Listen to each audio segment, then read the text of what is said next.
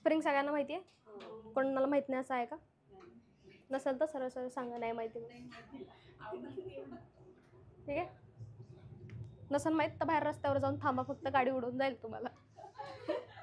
ठीक आहे, तर हे आहे स्प्रिंग, बरोबर. ठीक आहे, तर आता स्प्रिंगचं एक इक्वेशन आहे, स्प्रिंग फोर्सचं रिस्टोरिंग फोर्स लागतो, त्याचं एक इक्वेशन आहे, ते इक्वेशन आपल्याला डिराईव्ह करायचं आहे. ठीक आहे का? माहिती आहे का काय ते? F is equal to -kx. ठीक आहे, ते इक्वेशन कसं आलं रे? जर एखादा वॉल आहे त्या वॉलला एखादा रिजिड सपोर्टला आपण काय लावली आहे? स्प्रिंग लावली आहे सपोज. ठीक आहे, त्या याला काय लावली आपण? स्प्रिंग लावली आहे. स्प्रिंग लावल्यानंतर तिची जी डिस्प्लेसमेंट आहे मीन पोझिशन पासून ती काय आहे? 0 आहे. डिस्प्लेसमेंट फ्रॉम मीन पोझिशन काय आहे तिची? 0 आहे. ठीक आहे, मीन पोझिशन म्हणजे अशी पोझिशन जिच्यावर कुठल्याही प्रकारचा फोर्स लागत नाही, ती आहे मीन पोझिशन. ठीक आहे, म्हणजे इथे तिच्यावर फोर्स लागत नाहीये. ठीक आहे, आणि ती तिच्या इक्विलिब्रियम पोझिशनमध्ये. इक्विलिब्रियम पोझिशन म्हणजेच काय असणार? तुमची मीन पोझिशन असणार. मग आता नेक्स्ट याच्यात आपण काय केलं? त्या स्प्रिंगला केलं मोठं एक्सटेंड. ठीक आहे, एक्सटेंड केल्यानंतर पहा बरं, इक्विलिब्रियम पोझिशन ही होती, तुम्ही एक्सटेंड काय केलं? जिथपर्यंत तुम्हाला एक्सटेंड करता येते तिथपर्यंत एक्सटेंड केलं, आणि या पोझिशनला, या पॉईंटला म्हटलं एक्स्ट्रीम पॉईंट. काय म्हटलं? Extreme point. जिथपर्यंत तुम्ही जास्त ओढलंय त्या पॉईंटला काय म्हटलं? Extreme point. समजतंय? आता स्प्रिंग काय करेल बरं? त्या पॉईंटला सोडून दिल्यानंतर स्प्रिंग काय करेल? ती परत रिटर्न येईल ना, रिस्टोर होईल. ठीक आहे, आणि मग ती जी फोर्स लावते त्याला आपण काय म्हणतो?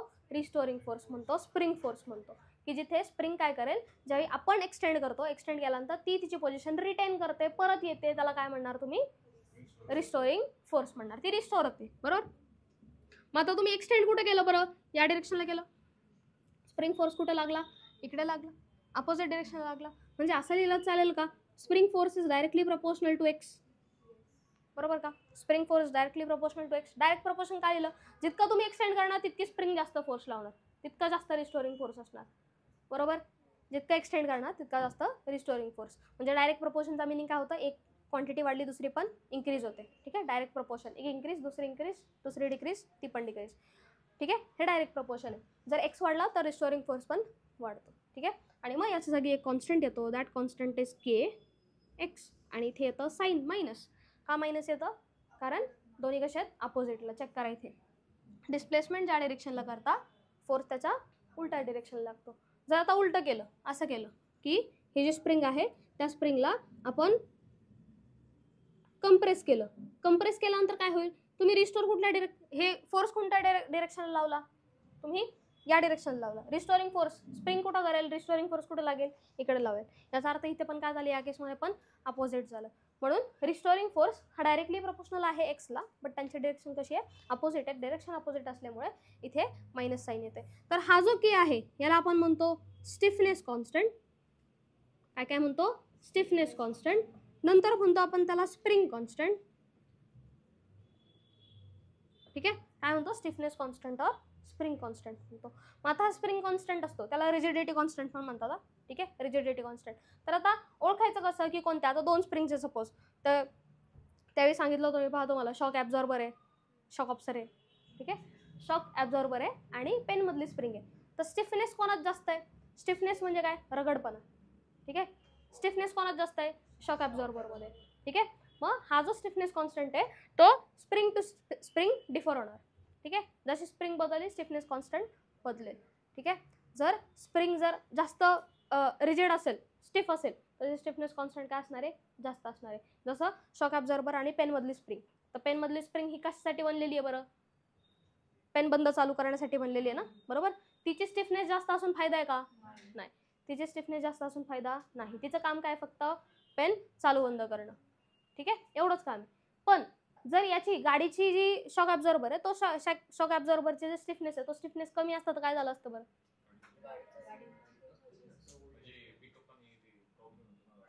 काय होतं? ज्यावेळी जर स्प्रिंग जास्त कंप्रेस झाली, ठीक आहे, आता इमॅजिन करा जर पेनची जी स्प्रिंग आहे ती पेनची स्प्रिंग आपण याला लावली, गाडीला लावली, काय होईल बरं?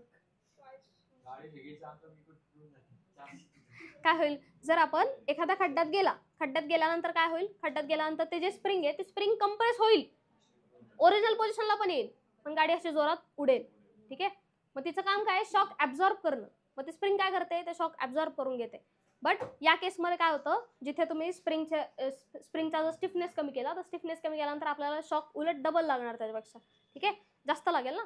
ठीक आहे, जितकं तुम्ही खड्ड्यात जाणार ती स्प्रिंग काय करते, ज्यावेळी तिच्या ओरिजिनल पोझिशनला रिटर्न येताना ती परत तो फोर्स काय परत देते. ठीक आहे, म्हणजे स्टिफनेसनुसार स्प्रिंगच्या युजेस काय होणार आहे, बदलणार आहे.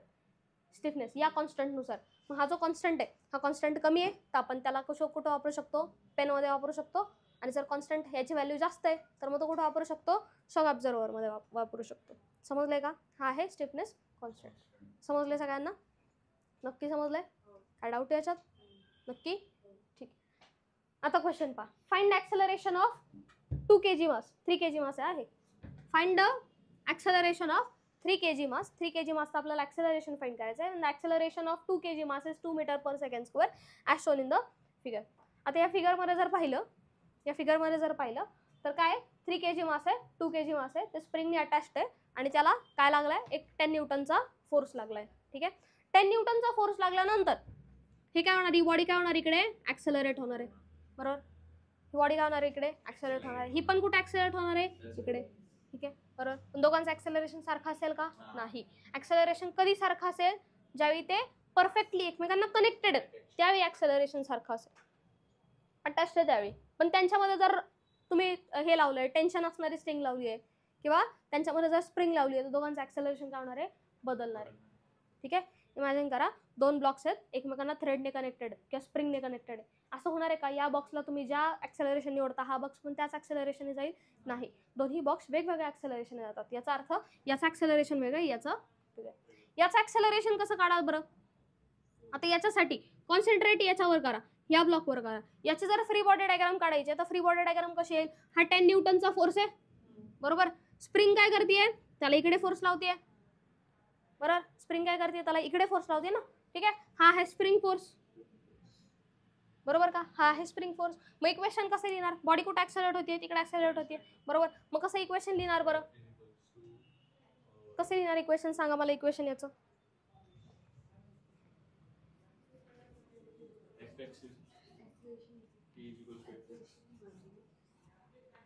सांगा इक्वेशन, सांगा, लिहा बरं. काय काय काय, ए इज इक्वल टू fx/m. नाही नाही, चला सांगते मी तुम्हाला काय करणार. तुम्ही आधी कोण जास्त आहे ते बघा, स्प्रिंग फोर्स जास्त आहे का आपण दिलेला फोर्स जास्त आहे. आपण दिलेला फोर्स जास्त आहे, बरोबर ना. आपण दिलेला फोर्स जास्त आहे याचा अर्थ त्याच्यामुळेच ती बॉडी तिकडे ॲक्सेलरेट होते ना. बरोबर, म्हणजे आपण दिलेला फोर्स मधून ज्यावेळी स्प्रिंग फोर्स मायनस होईल, आपण दिलेला फोर्स आहे इकडे किती दिलाय, 10 न्यूटनचा फोर्स, त्यावेळी याच्यातून ज्यावेळी हा स्प्रिंग फोर्स मायनस होईल त्यावेळी बॉडी ॲक्सेलरेट होईल. करेक्ट का, त्यावेळी बॉडी ॲक्सेलरेट होईल. म्हणजे आपण दिलेला फोर्स 10 मायनस स्प्रिंग फोर्स, हे काय येतं, mass into acceleration of the body. तसं टेन्शनमध्ये अप्लाय केलं, सेम टू सेम इथे अप्लाय केलं. ठीक आहे, मग आता 10 मायनस स्प्रिंग फोर्स तुम्हाला माहीत नाही. ठीक आहे, इज इक्वल टू ma, मास काय त्या बॉडीचं बघा बरं, 2. ॲक्सेलरेशन किती दिलंय, 2 दिलं ना ॲक्सेलरेशन. बघा ॲक्सेलरेशन 2 मीटर/सेकंड. कोणाचं दिलंय, 2 kg मासचं, म्हणजे याचं दिलेलं आहे, याचं काढायचं. ठीक आहे, मग इथं स्प्रिंग फोर्स आला. ठीक आहे, स्प्रिंग फोर्सची व्हॅल्यू तुम्हाला मिळून जाईल. स्प्रिंग फोर्स एफ करा त्याला. ठीक आहे, स्प्रिंग फोर्स त्याची व्हॅल्यू काय येईल बरं, 2 × 2 4. ठीक आहे, 4 इकडे येईल, 10 मायनस 4.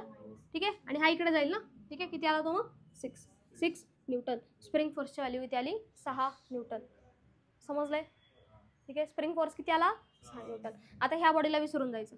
आता जसा इथे स्प्रिंग फोर्स आहे तसा ही स्प्रिंग याला काय करते, इकडे ओढते ना. 3 kg बॉक्सला, 3 kg बॉक्सला इकडे ओढते ती. बरोबर, इकडे ओढल्यामुळे इकडे काय आला, इथे स्प्रिंग फोर्स आला. ठीक आहे, मग इथे जर फ्री बॉडी डायग्राम काढली, याची फ्री बॉडी डायग्राम काढली तर ती कशी येते, हा जो ब्लॉक आहे 3 kgचा, तिथे याला बॅलन्स आउट करणारा इथे फक्त स्प्रिंग फोर्स आहे आणि ते त्याचा ॲक्सेलरेशनला इक्वल आहे. याचा अर्थ स्प्रिंग फोर्स हाच काय करणार आहे, त्याला ॲक्सेलरेट करणार आहे, फोर्स प्रोव्हाइड करणार आहे, म्हणून त्याचा मास इंटू ॲक्सेलरेशन आता इक्वल आहे. मास काय त्याचा 3, ॲक्सेलरेशन माहित नाही, ॲक्सेलरेशन फाइंड करायचं आहे. आणि स्प्रिंग फोर्सची व्हॅल्यू तुमची किती आहे, 6. किती आला मग acceleration, 2 metre per second square. Option D.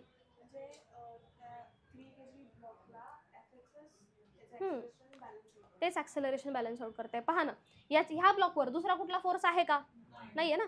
Weight mg आहे, बट तो डाऊनवर्ड डिरेक्शननी आहे. ठीक आहे, आपल्याला त्याच्याशी घेणं देणं नाही. तो कुठे ॲक्सेलरेट होतोय? इकडे ॲक्सेलरेट होतोय. इकडे जर ॲक्सेलरेट होतोय, कोणामुळे ॲक्सेलरेट होतोय? स्प्रिंगमुळे ॲक्सेलरेट होतोय ना, बरोबर? तर दुसरा कुठला फोर्स आहे? नाही. तो कोणामुळे ॲक्सेलरेट होतोय? स्प्रिंगमुळे ॲक्सेलरेट होतोय. त्या स्प्रिंग फोर्समुळे तो बॉडी ॲक्सेलरेट होतोय. म्हणून spring force is equal to mass into acceleration. आणि म्हणून व्हॅल्यू काय आली? 2 मीटर पर सेकंड स्क्वेअर. समजलं हे? हो दे ना मग, हो दे ना, नो प्रॉब्लेम. ईशा बंद करून द्या. असं जरुरी नाही ॲक्सेलरेशन